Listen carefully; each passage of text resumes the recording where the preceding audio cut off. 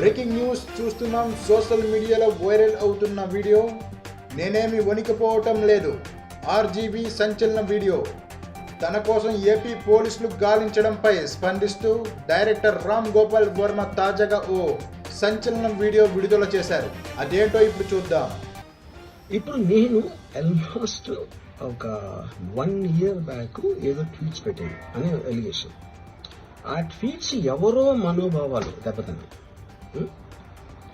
ఇక్కడ విచిత్రం ఏంటంటే 1 year బ్యాక్ పెట్టిన ట్వీట్స్ 4 డిఫరెంట్ ప్లేసెస్లో 4 డిఫరెంట్ జ్యూరిస్డిక్షన్స్లో 4కి ఒకే 3-4 రోజుల వ్యవధిలో వాళ్ళ మనోభావాలు దెబ్బతిన్నాయి.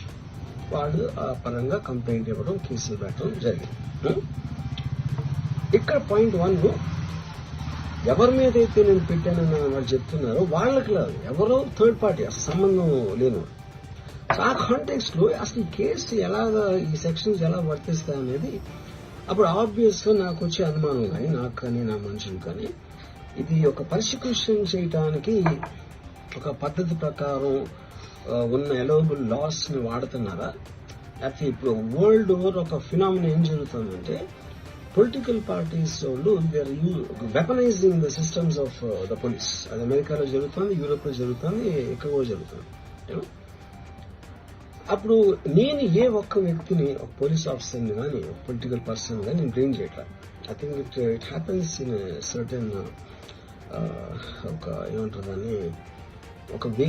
అది అందరూ కూడా ఎంతో కొంత అది చేయటానికి టెంప్టేషన్ ఉండొచ్చు.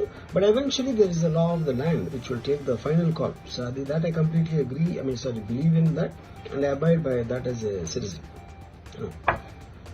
సో ఇప్పుడు ఇక్కడ జరిగింది ఏంటి, నాకు ఒక నోటీస్ వచ్చింది, నేను ఒక రిప్లై ఇచ్చాను, ఫలానా చోట ఫలానా తారీఖు నేను వస్తాను. అప్పటికి నాకు జరుగుతున్న పని ఒక ఆన్ గోయింగ్ స్కెడ్యూల్ ఉంది కాబట్టి, నాకు ఫిలిం వర్క్ ఉంది కాబట్టి అవ్వలేదు. అండ్ ఇట్ ఈస్ వేరే ప్రొడ్యూసర్ చేస్తాను, ఆ ప్రొడ్యూసర్కి నష్టం వస్తుంది కాబట్టి నేను మళ్ళీ టైం అడిగాను.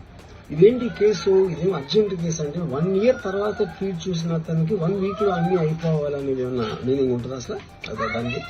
So which basically means it is being done for purposes other than the urgency of the case. ఇది అర్జెన్సీ ఆఫ్ ద కేసు అంటే మీరు మర్డర్లు ఇన్ని జరిగి సంవత్సరాలు తీసుకుని